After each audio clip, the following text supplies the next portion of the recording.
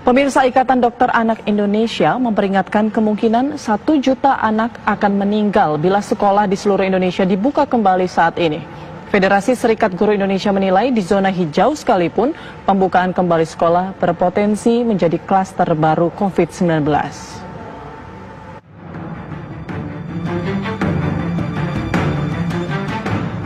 Ikatan Dokter Anak Indonesia menentang keras dibukanya kembali sekolah dalam waktu dekat ini.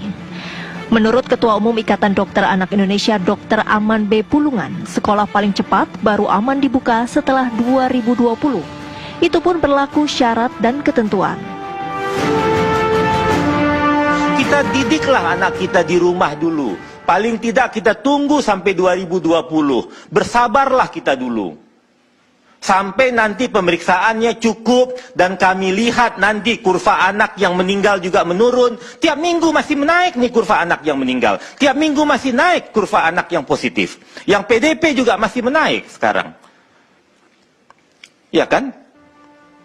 Kami dihilir, kami yang merawat, kami tahu jadinya. Federasi Serikat Guru Indonesia menilai sependapat. Wasekjen FSGI Satriwan Salim menyatakan, jika dibuka saat ini sekolah berpotensi menjadi klaster baru penyebaran COVID-19. Sekalipun bila sekolah berada di zona hijau. Sekolah itu satu hari bisa sampai 1.000 orang yang hadir kan di sekolah. Siswa kalau di SMP SMA itu bisa masing-masing sampai 700 siswa, 3 angkatan kan.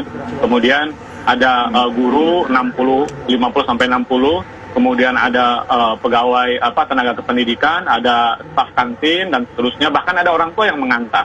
Ya kan, bahkan anggaplah di sekolah ada protokol kesehatan yang nanti kita bahas. Tetapi ketika dia pulang dengan menggunakan angkutan umum, kan tidak ada yang menjamin anak-anak kita atau guru akan steril kan dari penyebaran COVID ini. Atau yang kedua misalnya begini, sekolah dan wilayah di sekolah itu misalnya saya di Rawamangun gitu ya, Rawamangun, Pulau Gadung, anggaplah zona hijau misalnya gitu. Tetapi anak-anaknya yang bersekolah berasal dari daerah lain yang zonanya zona merah kan.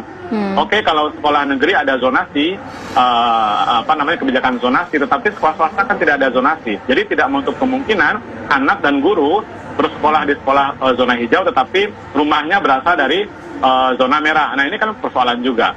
Jadi memang secara prinsipil kami berharap agar tidak buru-buru untuk membuka sekolah walaupun itu di zona hijau sekalipun. Itu dulu yang pertama, Mas Andro. Menurut Ikatan Dokter Anak Indonesia, pemerintah tidak boleh mengambil kebijakan coba-coba dalam hal membuka kembali sekolah. Misalnya menerapkan teori herd immunity. Karena dengan teori ini diperkirakan akan ada 1 juta anak Indonesia yang direlakan untuk meninggal.